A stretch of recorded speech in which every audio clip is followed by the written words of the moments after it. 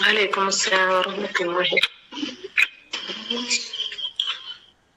അൽഹംദുലില്ലാഹ്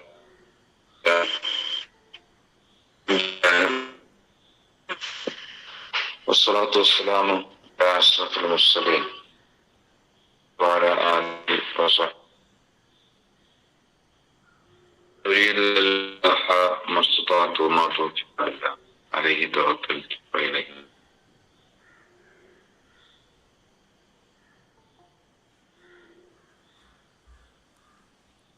അല്ലാഹു സുബ്ഹാനഹു വ തആല നമ്മെ എല്ലാവരെയും അനുഗ്രഹിക്കുമാറാകട്ടെ. ആമീൻ. നമ്മുടെ ജീവിതത്തിൽ അറിഞ്ഞും അറിയാതെയും ചെയ്തു പോയിട്ടുള്ള മാറ്റങ്ങൾ പരസ്പരം വിട്ട് പുറത്തു മാപ്പാക്കി തരുമാറാകട്ടെ. സഹോദരനായ സഹോദരികളെ, നമ്മുടെ ജീവിതത്തില് നമുക്ക് എന്താണ് നമ്മുടെ അധ്വാനം, നമ്മുടെ പരിശ്രമം കൊണ്ട് നേടിയെടുക്കാനായിട്ടുള്ളത് ഇന്നൊരു പരിശോധന നമ്മൾ നടത്തിയാല് നമ്മുടെ അധ്വാനം കൊണ്ടും കഴിവുകൾ കൊണ്ടും നമ്മുടെ പരിശ്രമങ്ങൾ കൊണ്ടും നേടിയെടുക്കാൻ സാധിച്ച കാര്യങ്ങൾ എന്തൊക്കെയാണ് എന്ന് വെച്ച് നോക്കിയാല് എന്തൊക്കെ നമ്മുടെ മുമ്പിൽ തെളിഞ്ഞു നമ്മുടെ മനസ്സിലും നമ്മുടെ നമ്മുടെ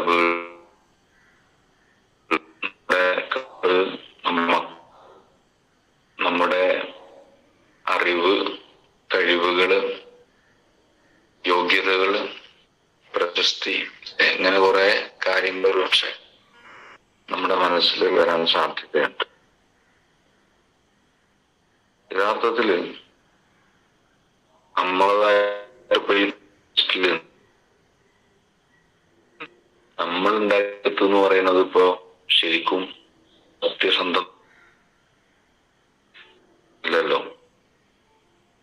നമ്മൾ പറയുന്ന നമ്മുടേതെന്ന് നമ്മൾ പറയുന്ന നമ്മുടെ മക്കള്, നമ്മുടെ സമ്പത്ത്, നമ്മുടെ മക്കള് എങ്ങനെ തുടങ്ങി എല്ലാതും എന്ന് പറയുന്നതൊന്നും യഥാർത്ഥത്തിൽ നമ്മളതല്ല.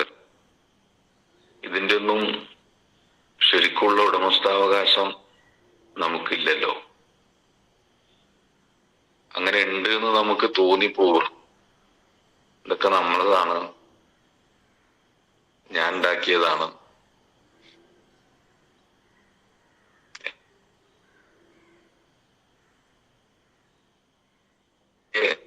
നമുക്ക് ഇതൊന്നും നമ്മളതല്ല എന്നുള്ളതാണ് സത്യം. നമ്മുടെ മക്കളാണ്, നമ്മുടേതല്ല. ആരുതാണത്? മുറിഞ്ഞു മുറിഞ്ഞു കേൾക്കണം.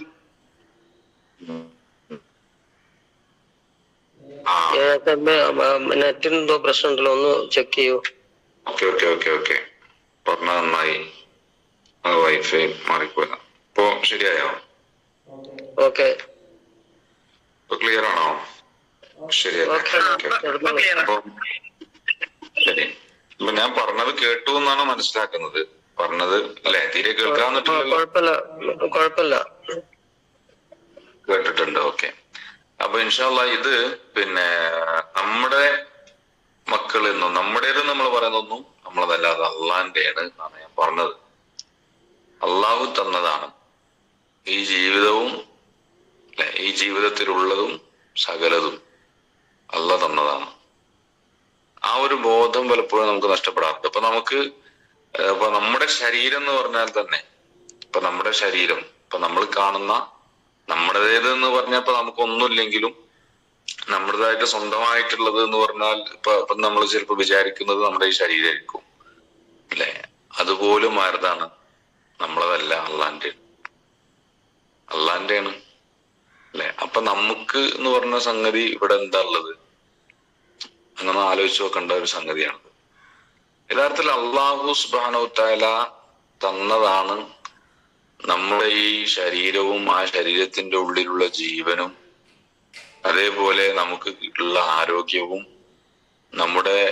നമ്മൾ അഹങ്കരിക്കുന്ന അഭിമാനിക്കുന്ന ആളുകളുടെ മുമ്പിൽ വമ്പ് നടിക്കുന്ന ഓരോ കാര്യവും അതൊന്നും യഥാർത്ഥത്തിൽ നമ്മുടേതല്ല എന്നൊരു തിരിച്ചറിവാണ് നമുക്ക് വേണ്ടത്. അപ്പൊ അങ്ങനെ വരുമ്പോഴാണ് ആ അള്ളാഹുവിനെ ശരിക്കും നമ്മൾ അനുസരിക്കാൻ തയ്യാറാവുള്ളൂ. നമ്മൾ കുറച്ച് നിസ്കരിക്കുക, നോമ്പ് നോൽക്കുക, കുറച്ച് ഇബാദത്തുകൾ ചെയ്യുക എന്നതിലൊതുങ്ങി അവിടെ മാത്രം അള്ളാഹുവിനെ ഇരുത്തുവാനും അള്ളാഹുവിനെ അങ്ങനെ ഒരു കള്ളിയിൽ മാത്രം ഒതുക്കുവാനും മറ്റു ജീവിതത്തിന്റെ കുറെ മേഖലകളിൽ നമുക്ക് ഇഷ്ടമുള്ളതുപോലെ ജീവിക്കാനും പലപ്പോഴും നമ്മൾ അങ്ങനെയാണ് ശ്രദ്ധിക്കാറുള്ളത്, അങ്ങനെയാണ് ആയിപ്പോകാറുള്ളത്. അവിടെ നമ്മുടെ താല്പര്യം, നമ്മുടെ ഇഷ്ടം അല്ലെ, സാമൂഹിക ജീവിതത്തില്, സാമ്പത്തിക ജീവിതത്തില്, കച്ചവടത്തില്, രാഷ്ട്രീയത്തില്, അവിടെയൊക്കെ നമുക്ക് നമ്മുടേതായ ഇഷ്ടങ്ങളാണ്. അവിടെ അള്ളാന്റെ ഇഷ്ടം എന്താന്ന് ആലോചിക്കലില്ല. എന്റെ കച്ചവടം എങ്ങനെ ചെയ്യുന്നതാണ് അള്ളാഹ്ക്ക് ഇഷ്ടം നമ്മൾ ആലോചിക്കലില്ല. ലാഭം കിട്ടുന്നത് എങ്ങനെയാണെന്നുള്ളതാണ് പലപ്പോഴും നമ്മൾ ആലോചിക്കല് അല്ലെ. രാഷ്ട്രീയം അത് എങ്ങനെ നമുക്ക് കൂടുതൽ ഉപകാരം കിട്ടുന്ന, നമുക്ക് കൂടുതൽ ഉപകാരം ചെയ്യുന്ന, നമ്മെ അംഗീകരിക്കുന്ന ഒരു ടീം ഏതാണ്, നമ്മുടെ സുഹൃത്തുക്കളുള്ള കൂട്ടുകാരുള്ള ടീം ഏതാണ്, അങ്ങനെയാണ് നമ്മൾ ആലോചിക്കല്. എന്നിട്ട് അവരെ സപ്പോർട്ട് ചെയ്യാം. പക്ഷെ അള്ളാഹ്ക്ക് ഇഷ്ടപ്പെട്ട ടീം ഏതാണ്, അള്ളാഹ്ക്ക് ഇഷ്ടപ്പെടുന്ന സമീപനം എന്താണ് എന്ന് ആ വിഷയത്തിൽ നമ്മൾ തീരെ ആലോചിക്കലില്ല. അപ്പോ ഇങ്ങനെ എല്ലാ മേഖലകളിലും ശരിക്കും പടച്ചവൻ ഉണ്ടാവണം. കാരണം എല്ലാതും പടച്ചവന്റേതാണ്, നമ്മുടേതല്ല. നമുക്ക് തൽക്കാലത്തേക്ക് ഇങ്ങനെ ഒരു മിൽക്കിയത്ത്, ഒരു ഉടമസ്ഥാവകാശം നമുക്ക് തന്നിട്ടുണ്ടെങ്കിൽ അത് പരീക്ഷണത്തിനും കൂടെ വേണ്ടി മാത്രമാണ്. ഒരു പരീക്ഷണം നടത്താൻ, ഒരു നമ്മെ അളക്കാൻ, നമ്മുടെ നിലപാട് എന്താണെന്ന് അറിയാൻ, അതിനു വേണ്ടി മാത്രം തന്നാണ്. അപ്പൊ നമുക്ക് ഒരാള് ഒരു വസ്തു തൽക്കാലത്തേക്ക് നമുക്ക് തന്നു, നമുക്ക് ഉപയോഗിക്കാൻ തന്നു വിചാരിക്കുക. ഒരു കാറ് തൽക്കാലം നീ ഇത് ഓടിച്ചോ എന്ന് പറഞ്ഞ് നമുക്കൊരു കാറ് തന്നു കഴിഞ്ഞാൽ നമ്മൾ ഒരിക്കലും നമ്മുടെ ഇഷ്ടത്തിനനുസരിച്ച് അതിന്റെ കോലം മാറ്റൂല, രൂപം മാറ്റൂല അല്ലെ. അത് ഒരിക്കലും കേട് വരാത്ത രീതിയിൽ പരമാവധി സൂക്ഷിച്ചാണ് നമ്മൾ ഉപയോഗിക്കുക. കാരണം അതിന്റെ ഉടമസ്ഥൻ വേറെയാണെന്ന് നമുക്കറിയാം. അയാൾക്കത് കേടുകൂടാതെ തിരിച്ചു കൊടുക്കണം എന്ന ബോധം നമുക്കുണ്ട്. ഇതേപോലെ തന്നെയാണ് നമ്മുടെ ജീവിതത്തിൽ നമ്മൾ അനുഭവിക്കുന്ന സകല അനുഗ്രഹങ്ങളും. അതൊന്നും നമ്മളതല്ല, അതിന്റെ ഉടമസ്ഥൻ വേറെയാണ്, അത് പടച്ചോനാണ്, അള്ളയാണ്. നമ്മൾ കണ്ടിട്ടില്ല എന്നേ ഉള്ളൂ, പക്ഷെ ആ ഉടമസ്ഥൻ എപ്പോഴും ലൈവാണ്. എപ്പോഴും നമ്മുടെ എല്ലാ അനക്കങ്ങളും, നമ്മുടെ മനസ്സിലുള്ള ചിന്തകൾ വരെ അറിയുന്നവനാണ്, എല്ലാം കാണുന്നവനാണ്. അതുകൊണ്ട് അവന്റെ കണ്ണിൽ നിന്ന് മറിഞ്ഞുകൊണ്ട് നമുക്കൊന്നും ചെയ്യാൻ പറ്റില്ല എന്നിരിക്കെ അവന്റെ ഇഷ്ടത്തിനനുസരിച്ചല്ലാതെ നമ്മൾ ജീവിച്ചു കഴിഞ്ഞാൽ അവനത് ഇഷ്ടപ്പെടുകയില്ല, അവന് ദേഷ്യം ഉണ്ടാവും, കോപം ഉണ്ടാകും എന്ന തിരിച്ചറിവ് നമുക്കുണ്ടാവുക. ഇപ്പൊ നമ്മൾ കണ്ണുകൊണ്ടാണ് പലപ്പോഴും ഓരോ തിന്മകൾ ചെയ്യാറുള്ളത്. നാവ് കൊണ്ടാണ് പലപ്പോഴും പടച്ചവന് ഇഷ്ടപ്പെടാത്തത് പറയാറുള്ളത് അല്ലെ. നമ്മുടെ മനസ്സുകൊണ്ട് ഇങ്ങനെ കുറെ ആലോചിച്ചു കൂട്ടാറുണ്ട്. ഇതൊന്നും ആരുടേതല്ല. അപ്പൊ നമ്മള് തിന്മ ചെയ്യാൻ ഉപയോഗിക്കുന്ന കണ്ണ് യഥാർത്ഥത്തിൽ നമ്മളതല്ല.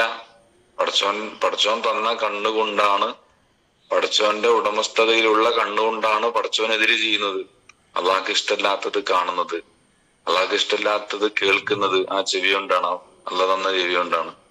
നമ്മൾ ഉണ്ടാക്കിയെടുത്ത നമ്മുടെ കഴിവുകൊണ്ടും അധ്വാനം കൊണ്ടും നമ്മുടെ പ്രാഗൽഭ്യം കൊണ്ടും ഉണ്ടായി വന്ന എന്തെങ്കിലും ഒന്നാണതെങ്കിൽ അപ്പൊ നമുക്ക് വേണമെങ്കിൽ അതിന്റെ ഇഷ്ടമാണ്, ഇതിന്റെ സാധനമാണ്, ഞാൻ ഉണ്ടാക്കിയെടുത്താൽ എന്റെ ഇഷ്ടം പോലെ ചെയ്യാന്ന് പറയാം. പക്ഷെ ഒന്നും അങ്ങില്ലല്ലോ. അങ്ങനെ പറയാൻ ഒന്നും നമുക്ക് ഈ ദുനിയാവിലില്ല. അതുകൊണ്ട് നമ്മൾ ഏത് സമയത്തും എല്ലാ സമയങ്ങളിലും അള്ളാഹുവിന് ഇഷ്ടപ്പെട്ട രീതിയിൽ ജീവിക്കാൻ ബാധ്യസ്ഥരാണ്. അതൊരു ഔദാര്യമല്ല, അതൊരു ഔദാര്യമായി നമ്മൾ കാണേണ്ടതില്ല. നമ്മുടെ ഭാഗത്തു നിന്നുള്ള എന്തോ വലിയൊരു സേവന പ്രവർത്തനം പോലെ നമുക്കത് ഫീൽ ചെയ്യേണ്ടതില്ല. അതാണ് അതിന്റെ ശരി, അതാണ് ഒരു സാമാന്യ മര്യാദ. അപ്പൊ അത് മനസ്സിലാക്കിയിട്ട് നമ്മൾ ചെയ്യുന്നതൊക്കെ വലിയ വലിയ കാര്യങ്ങൾ പിന്നെ ചെറുതൊക്കെ ചെയ്യുന്നുണ്ടാവുള്ളൂ. നമ്മള് വളരെ വളരെ കുറഞ്ഞ അളവിലെ പലപ്പോഴും നമുക്ക് അള്ളാഹുവിനെ തൃപ്തിപ്പെടുത്താൻ കഴിയുള്ളൂ.